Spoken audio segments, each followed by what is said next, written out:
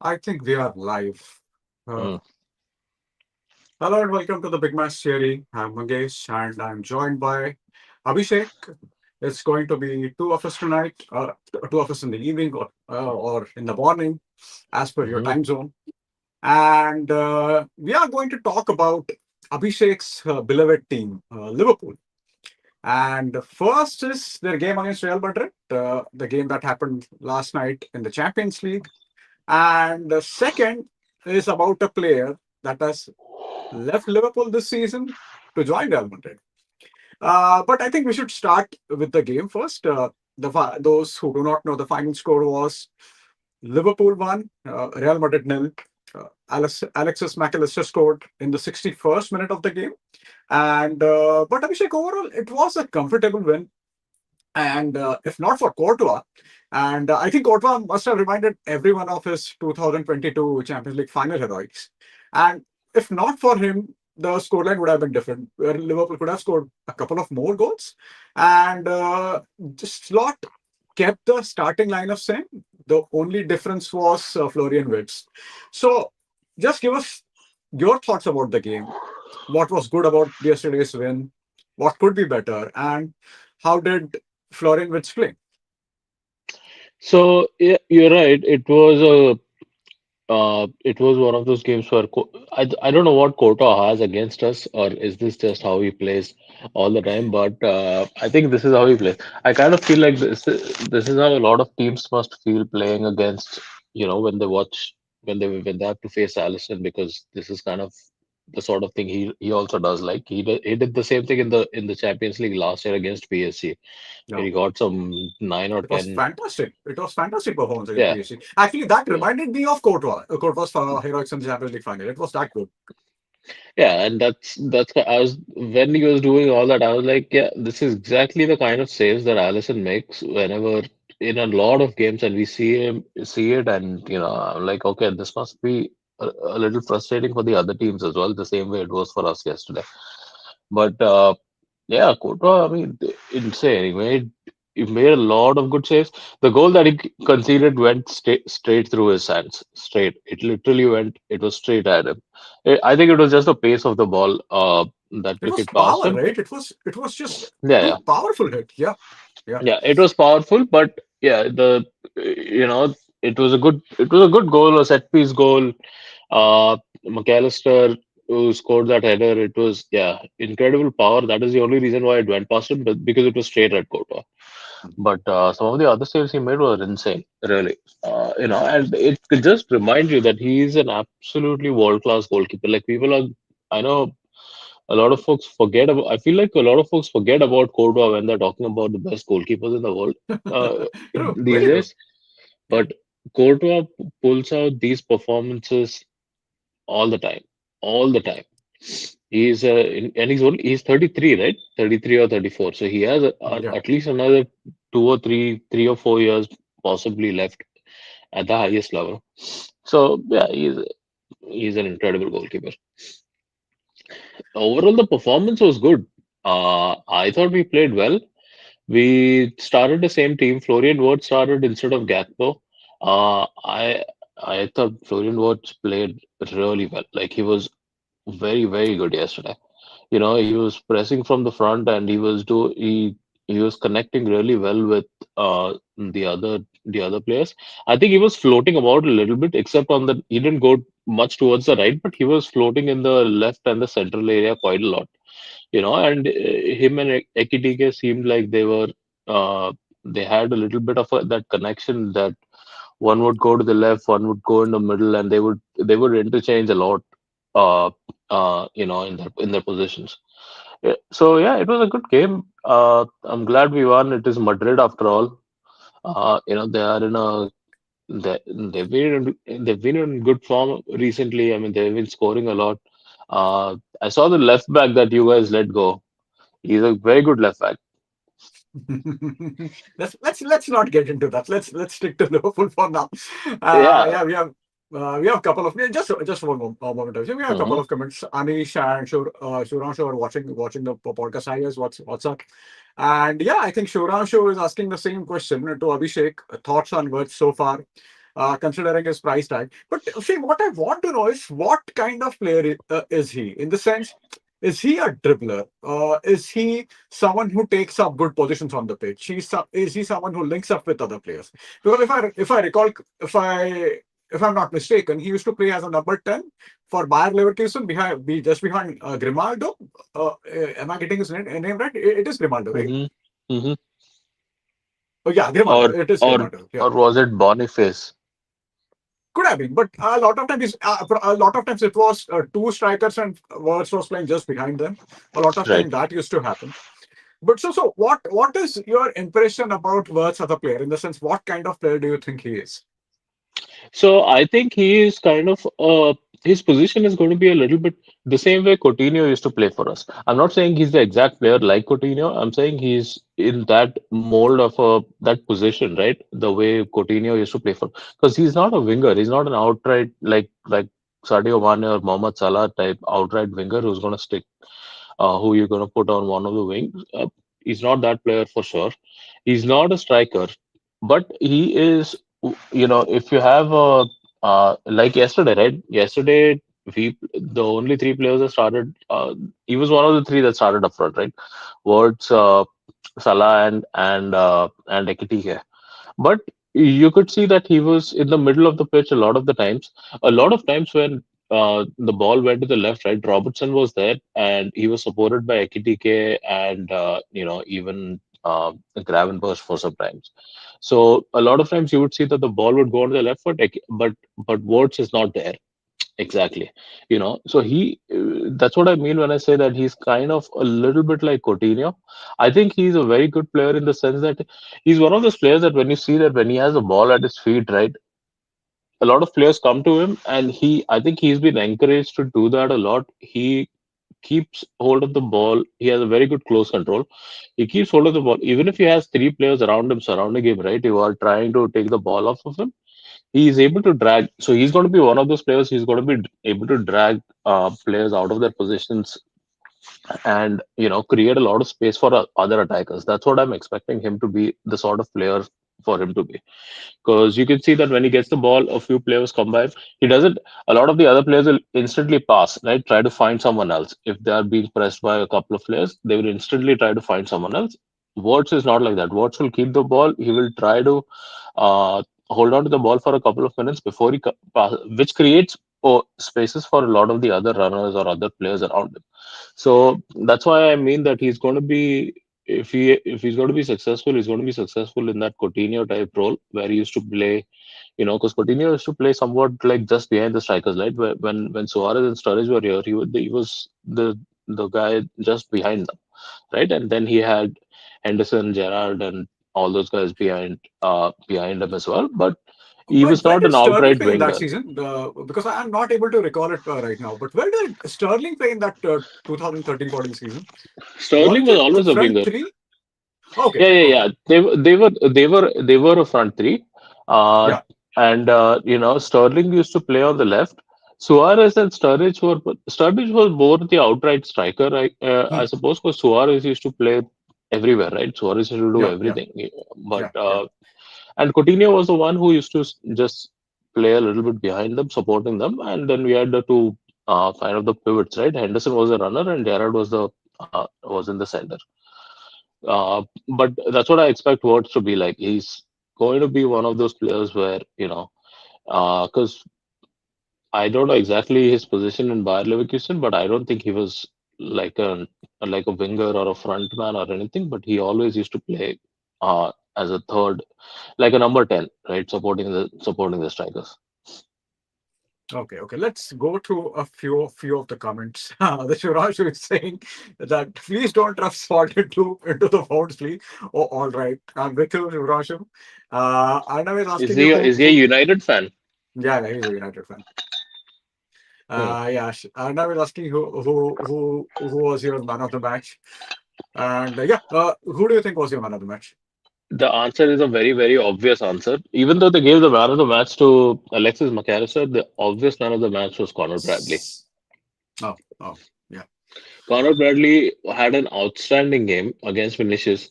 and started to realize that every time Vinicius has had a great game against us, it's been against Trent. So yesterday, yesterday he didn't have a good game. That's not to say that he didn't, you know, he tried his usual stuff, his usual tricks and everything. He tried to dive a little bit as well, but Bradley absolutely he got it was a 10 on 10 performance by him.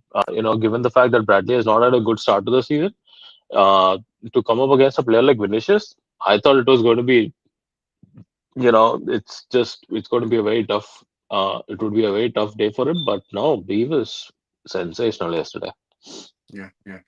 Saurabh is saying that both Liverpool performances have been at home, though he still need to Mm. see them away from Anfield. That's actually I think that's a fair point, and we'll see that on the Next week, coming weekend. On the yeah, coming weekend, coming yeah, weekend, there is yeah, no worse place to go. Well, maybe one or two worse places to go than where we have to go next week, but we'll find yeah, out. Yeah. yeah, yeah, yeah. And I was saying, what is it with Leverkusen producing floating attackers like Wirtz and Alex? Yeah, that's a good point. Uh, Watch was given the hazard role yesterday. I think I Yeah. think Abhishek more or less agrees with that. Then we have our dear friend Aniket. He's saying that if not for Courtois, at least 4 goals. But it would have considered at least 4 goals. Fair. That is fair point, Aniket. And he's also saying that a great play by Liverpool. Hope they don't continue this play in the Premier League. Yeah. I mean, I'm with you, Aniket. I hope they don't. Uh, then there is one more comment by Shurashu. Do you feel that Vini is slowly becoming a bit like Neymar with the dramatics on the field and the off the field stuff? I think I mean that's really a fair point. So when we talk about Neymar, now we think of Neymar as someone who always gets injured when there is a carnival or when there is his sister's birthday party, birthday bash. But when he in back in 2012-13, Neymar people used to talk about Neymar on they used to think of him as sort of in the same breath as say Ronaldo or Messi. Mm. He was that good in his Santos days. At least in his Santos days, he was a great Even talent. Barca, right? I thought even in Even Barca yeah, he was. I feel yeah, like it's post Barca where it got worse for him somehow. Like I think in Barca he was a great player, and that front three, right? The Messi, Suarez, and Neymar. I don't yeah, think there has yeah. been a better front three in world football until now, than those front three. But I feel like he was good until Barca, and I don't know why he left Barca. I The only thing I remember is that he didn't want to be in Messi's shadow. I don't know if that is true, but if that is true, he left Barca, he went to PSG, and then it just somehow it feels like football was, it was Secondary. Yeah. not, yeah, it was not his biggest priority. Obviously it was number one for him, but it was not the only priority. There were a lot of other priorities when he went to PSG. See, I remember that 6-1 game, Barca 6-1 game against PSG. And if you recall that game, Neymar was sensational in that game. But if you look at the pictures now, the famous picture is people picking up Messi and he's celebrating. So at the time, there was a talk that at that time Neymar realized that if he wants to fulfill his Hmm. potential, he wants to be the center of a particular club. He needs to leave Barca because at Barcelona, when you have Messi around, that's never going to happen, and that's a fair point. But the club he chose was PSG, and that probably wasn't the smartest choice. See, now me and you are saying that was not a smart choice. I mean, he had a ball, he had a good record, and that's the thing with Brazilian attackers, right? They are absolutely fantastic in the till they're 25, 10, 26, and after Yep. that they somehow they go off the cliff. And this is the case with almost every Brazilian attacker I can think of. And Yeah. let's see what Vinicius does because uh, right now Real Madrid are still good. They're still young, and now he's one of those experienced players in that team. So let's see what he does right now. I mean, in the Uh, last game, he had a go at Alonso, right? Because Alonso substituted him, and uh, he had a big meltdown on the pitch, and he apparently at the end of the match he had a go at Alonso for. substituting him. But anyway, afterwards he did apologize. Even on social media, he did apologize for his behavior and stuff. So it feels like it's one of those things where he could, I honestly think he is definitely one of the best players in the world, right? There's no doubt about it. He's very talented. Yeah, I think that Ballon d'Or loss to Rodri has really hurt him, though. yeah, You know, yeah, and it's probably fueled some of his rather more frustrations. Especially now that he's in a situation where he's got Mbappe, he's got a lot of other attacking talent around him. So if he gets substituted and stuff, right? Like Mbappe is not going to get substituted as often. And I feel yeah, like he's probably thinking from the point of view that his chances of Ballon d'Or might go even worse if he constantly keeps getting substituted. So he's getting a little frustrated. But I don't know. It's a good test for even for Alonso as a manager. Like he has a and how he handles a player like Vinicius. But you're right, the Brazilian attack is it's always like that. Like Ronaldinho, when we talk about Ronaldinho, that we saw him, how many? What did he have? Like four years? That's it till at 2000, Barcelona. from 2002 to 2006, he was sensational. Yeah, and that's it. After that, That's it. when he went to Milan, I mean, now if in compilations it's good to go, but he was not great at Milan. He was okay at Milan. He was not that great. And so it's the same. Neymar is has done the same. I think he's gone out of Messi's shadow. But again, that's a how many attackers went to Barcelona and were caught in that same situation. Henry went there and didn't really excel under Messi's shadow. Same with Zlatan. I believe he also went, but I think Zlatan was more to do with Guardiola. But there are a lot Yeah. of attackers that go there and then I mean, the only attacker that actually I feel like made his own name. Of course, there are a few. Samuel Eto'o is one. David Villa has done that, and recently Suarez. But yeah, I mean, I know we started talking about Vinicius Junior and not Messi. Yeah. But, but yeah, let's see uh, what Alonso does with him this season. Interested to see how he handles all his dramatics. yeah. And see, in Xavi Alonso, that's an interesting choice as a Madrid manager. So, if you see successful Madrid managers from the past 25 years, I mean, I can think of Vicente Del Bosque, you can think of, say, Zidane and Carlo Ancelotti. But all these three managers, of course, Carlo, I'm not saying that they technically they were not sound or tactically they were not sound. I'm not suggesting that. But their core strength was their flexibility or their Hmm. management. They were very good at handling egos. So if you recall, Vicente Del Bosque, when he was manager of Spain, and there was a massive fallout between Real Madrid and Barcelona players, mainly because of Jose Mourinho, and he handled it, and he won the Euros in 2012. So same with Zidane, and one thing that is Alonso has common with these three players is Alonso was a great player.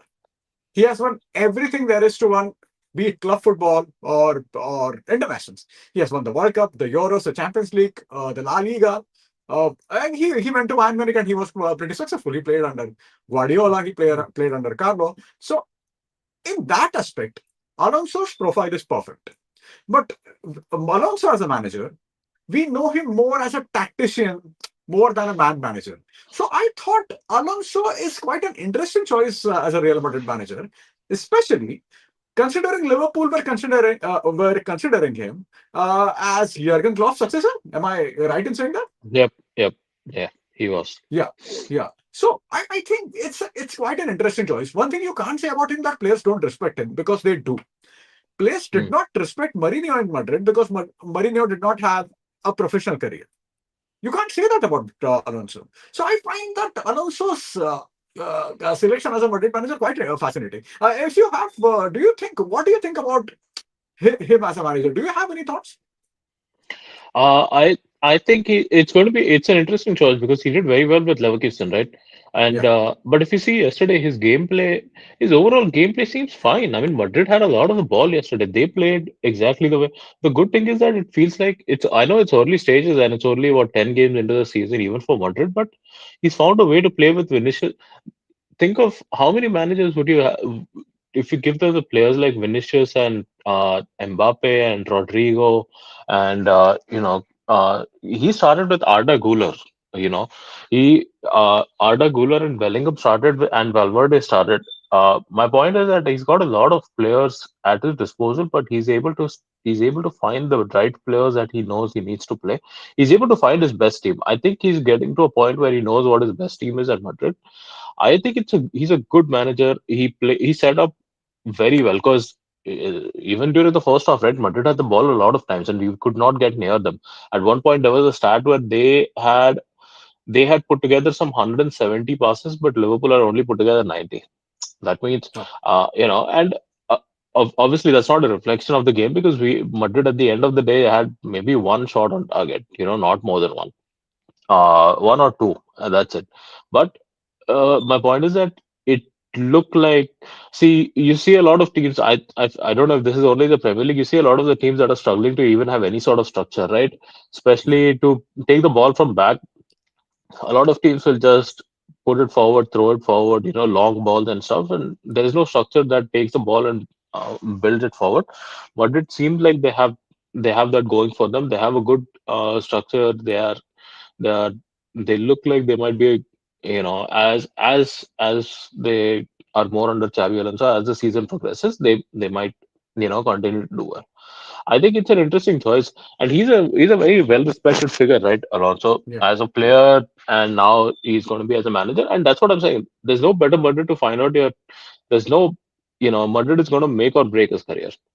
yeah, You know, yeah, there's no two ways about it. There's no bigger club to go to than Real Madrid, especially for a Spanish player. Interesting choice, but let's see. Yeah, I mean, I have a lot of faith in him because a lot of managers of the past, like Guardiola and Ancelotti, who he played under, have always said that he was a very talented. That he was always the player who seemed like he could become the next manager. yeah, yeah, yeah. And that's such. I mean, that's an interesting point that Real Madrid will make or break his career because it completely broke Mourinho. And even though Mourinho won one title with Chelsea, he was never the same. And Hmm. what just one point about that is what I found insane about Mourinho's time at Real Madrid. That of course we know that Mourinho is known to pick up fights with players because he wants to assert his authority. But of all people in Real Madrid, in that Madrid dressing room, he did not find anyone else than Iker Casillas to pick a fight with. I mean, Mourinho is someone who manages the political dynamic really well. I have no idea what was he thinking, picking up a fight with Iker Casillas of all people.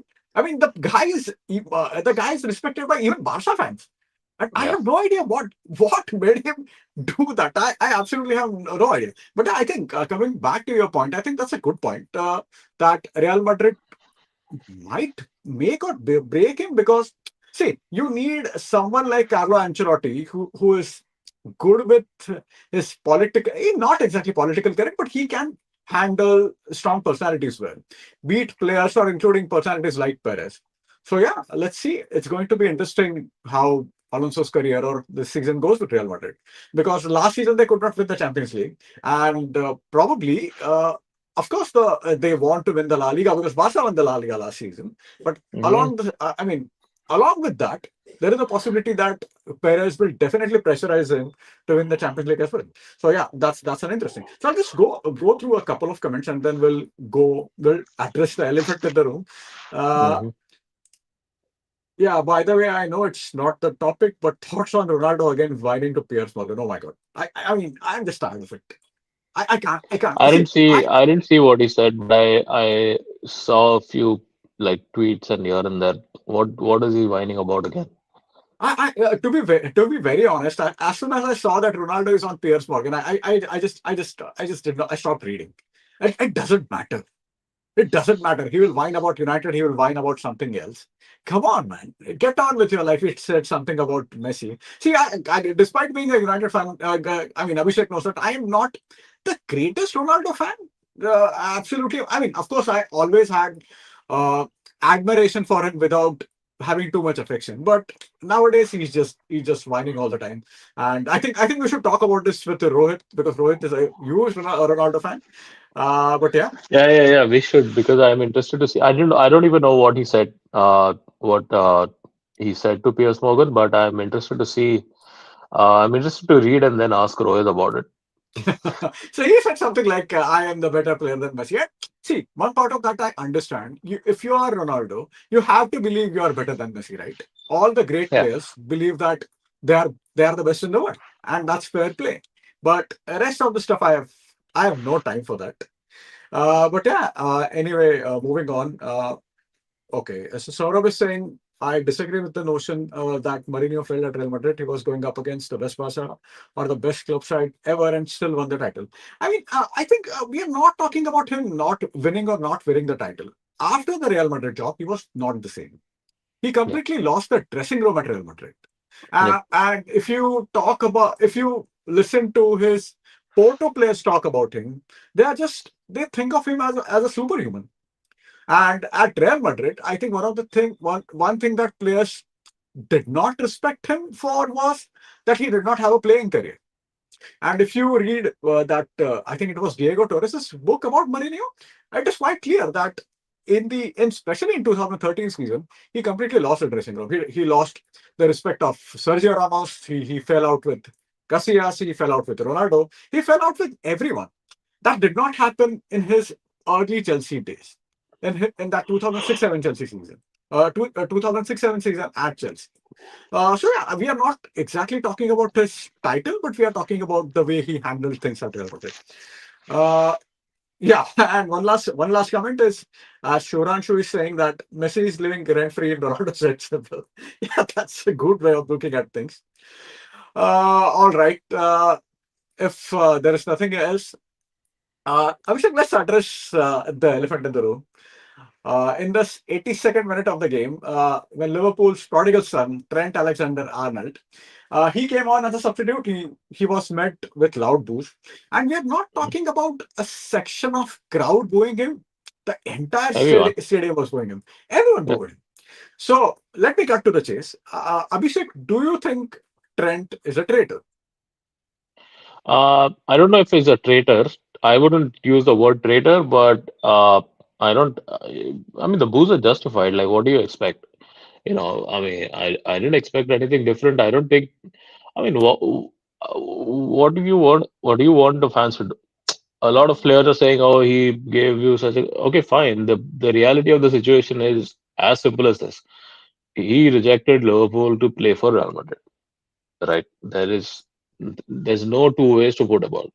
And if you think people are unhappy about it, okay, it's quite obvious that people are unhappy about it, and it's given the fact that he's a local Liverpool player, it makes it even worse. So sure, I mean, I don't think he's a traitor. I wouldn't use the word traitor for him, because he didn't down the tools as people say. Like what Coutinho did when he left for Barca was much worse in than what Trent has done in the way he left. But otherwise, yeah, I mean, I understand the frustration with Trent. I understand that he's of course, if he comes back to Anfield, he's gonna get booed. Every single time he got the ball, he was booed. Every single time. There were really loud boos. So I won't even go there with saying that he didn't deserve it or anything or defending him or anything. No, I mean it's fine. Okay. So again, our dear friend Rohit is saying that Gary Neville is much, much better than Trent Alexander-Arnold. Mm. Yeah, I completely agree with that. But see, I have a question about this. See, we have this notion of one club men, but how many one club men do we have anymore? Uh, See, even if we purely see, I'm talking about from a purely neutral point of view. I'm not talking as a United fan, but even if I'm talking about a purely neutral point of view, how many one club man we have seen in the past 25 years? At Liverpool, there were only two, Gerrard and Hmm. Carragher. And even though Gerrard left for LA Galaxy, he gave almost all his years at Yeah, Liverpool. yeah. And so I'm a little bit confused about this notion because you have someone like Fowler, right? Robbie Fowler, you guys hold him in very high regard. But because he was not getting games, he left. He left for Leeds. I think he fell out with Gerard Houllier, if I'm not mistaken, and he left Julio for sold him. Leeds. Yes. Yeah, Houllier sold him. But at that time, why the standards applied to Robbie Fowler are different than Trent Alexander-Arnold, considering Robbie Fowler was also a local lad. Because he was sold, right? I mean, the manager sold him. Robbie Fowler would have. I think he fell out with the manager, and he had to. He left after that. It was not a situation where he rejected the offer from Liverpool to go play for someone else. It's pretty. How many players have we had in the past, that have rejected an offer like Xabi Alonso? Even though he's not a local Liverpool player, obviously, but he was the same that he was massively loved by Liverpool fans and he fell out with the manager. He didn't fall out with Benitez as such, but Benitez went chasing after Gareth Barry and Alonso felt unwanted and he wanted to move on. So he did, right? He rejected Liverpool's contract and he went over to Real Madrid, right? And there is an element of a manager pushing a player out in both of those cases, like Alonso and with Fowler, and fine. Eventually, people will forgive him and people will move on the same way they've done with Torres. Now Torres comes back to Anfield, and he's given a good reception, and eventually it will happen with Trent as well. But it's the fact that he went, but the fact that Trent at his prime rejected us to go play for Real Madrid, even after being a local Liverpool lad and saying all those things about how his dream was to always play for Liverpool. Yeah, I mean, I get it. I get why I get why the fans are angry. I get it why everyone at Liverpool you know, is annoyed by that same fact. I don't think it applies. It's the same situation with a lot of the other players. Uh, I can't remember a single Liverpool player in his peak who rejected the chance to play for us or stay with us and go play for someone else. Uh, okay. So well, first I'll go through a comment. It's not even the fact that he left, but he left for free.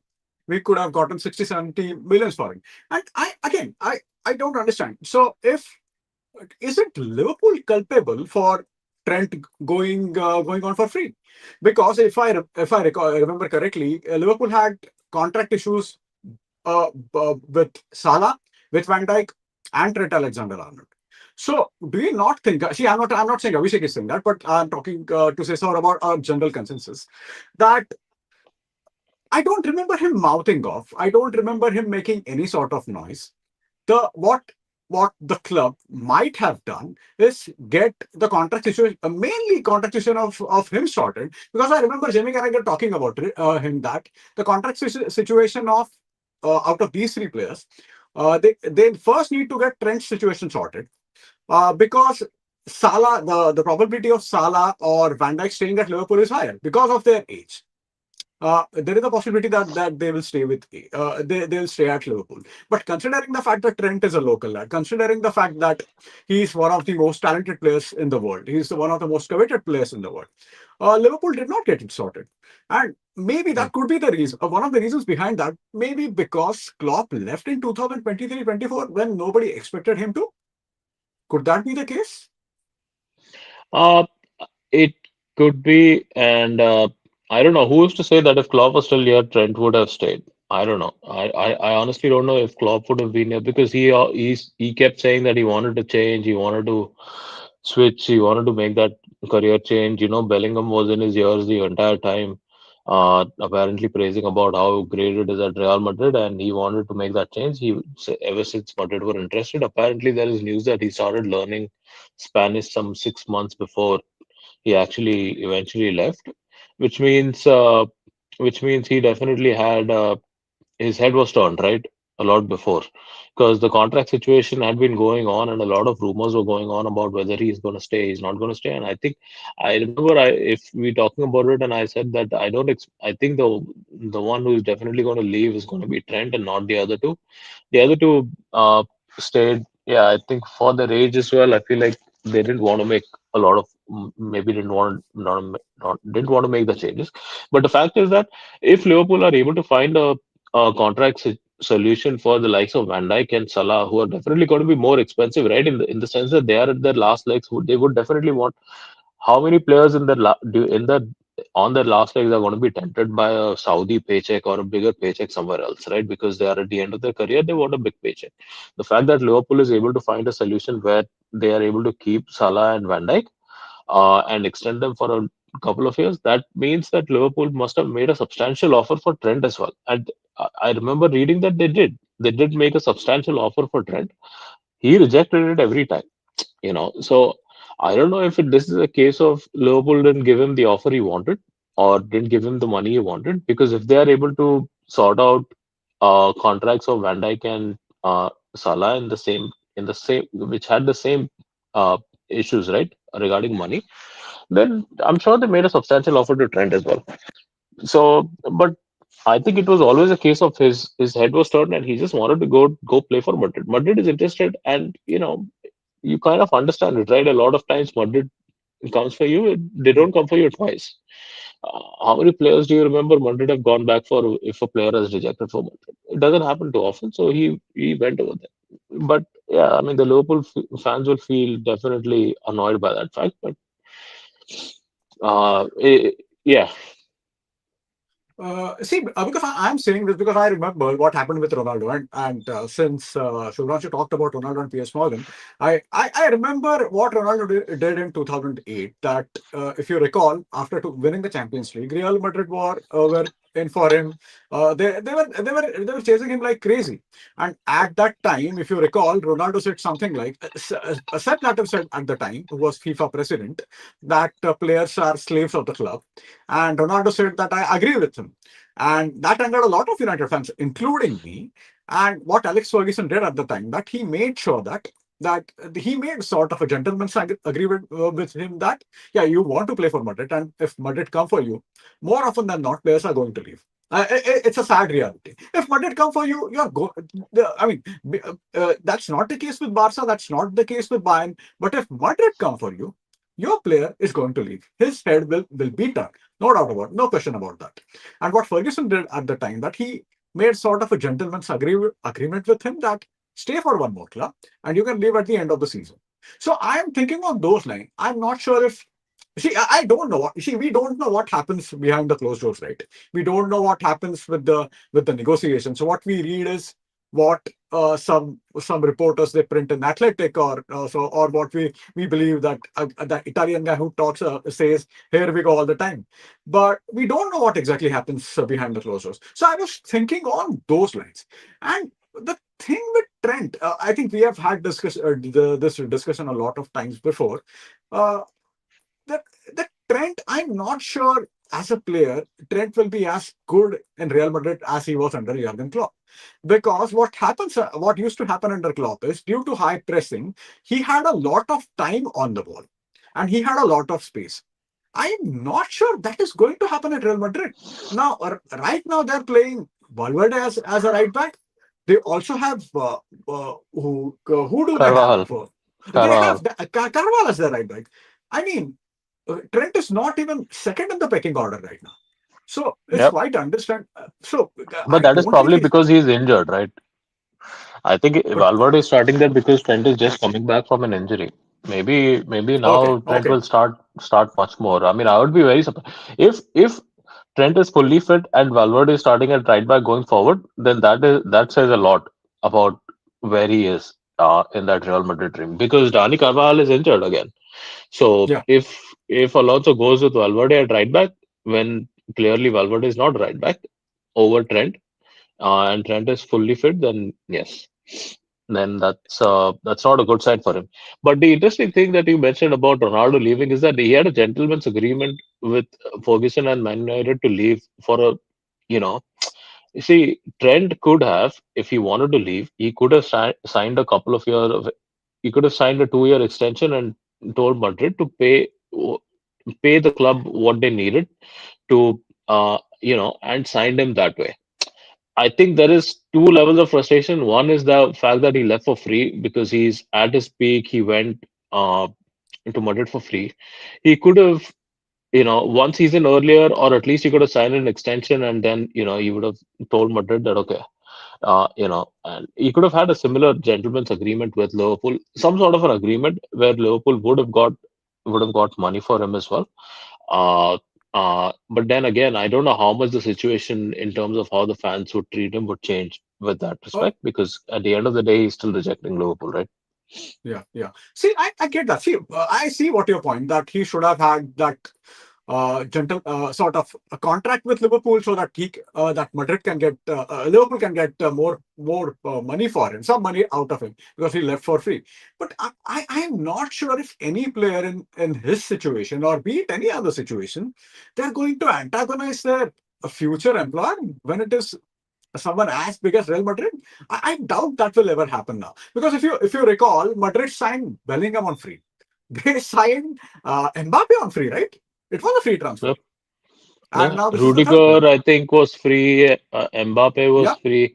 Yeah, Rudiger and was free. Yeah. now there is a potential that next year they might sign. If Konate doesn't extend, there are massive rumors that they're going to sign him on free as well. That's the Madrid way these days. They just, they have these players who turn their heads around uh, and immediately then, yeah, I mean, that's it. And then the players they sign it for free. It's a great tactic if you're a Madrid fan, obviously. Uh, but yeah, they've let's see who else is they gonna are they gonna sign now? Yeah, yeah. And yeah, Saurav is saying Ronaldo's situation is not comparable. You should compare Trent with Scholes and Gary Neville in the sense, yeah, they were local lads. And that's a good point. But yeah, again, my point was completely in regards to how Ferguson handled that situation, and he had the gentleman's agreement. I still feel that if Klopp was in place, if Klopp was still at Liverpool, the situation could have been handled differently. I think that's the case because No, Klopp would have kept him.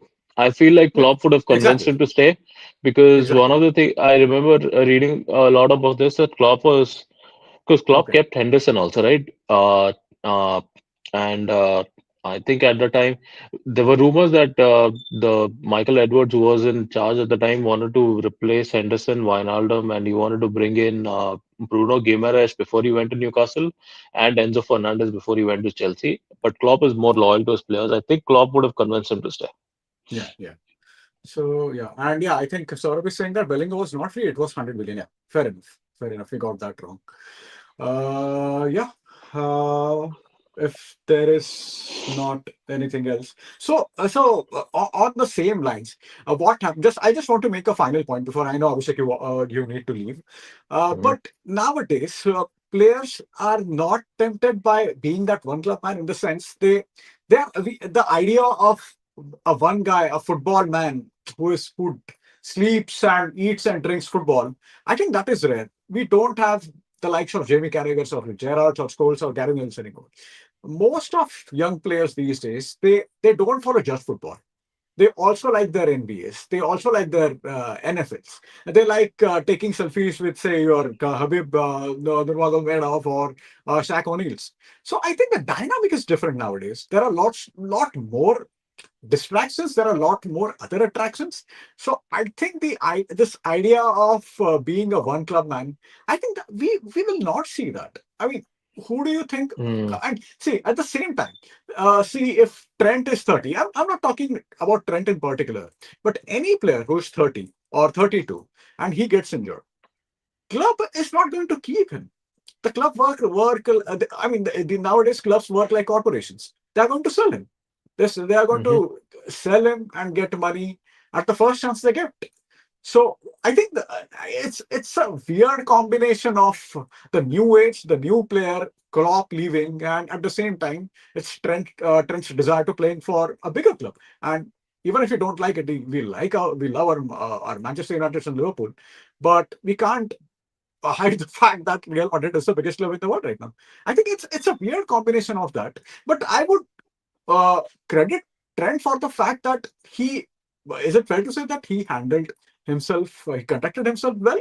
Because I don't remember too many of his interviews where he was mouthing off. In fact, if you have to compare him, you need to compare him with what Alexander Isak did before joining Liverpool, because he was throwing tantrum at Newcastle. Trent did no mhm. such thing. So I think I have some respect for that regarding it.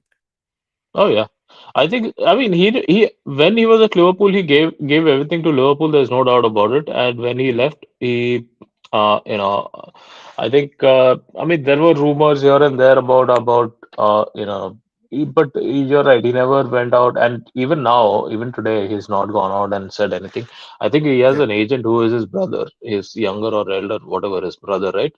Who is the yeah. one who has gone on like different forums and said some nonsense, but.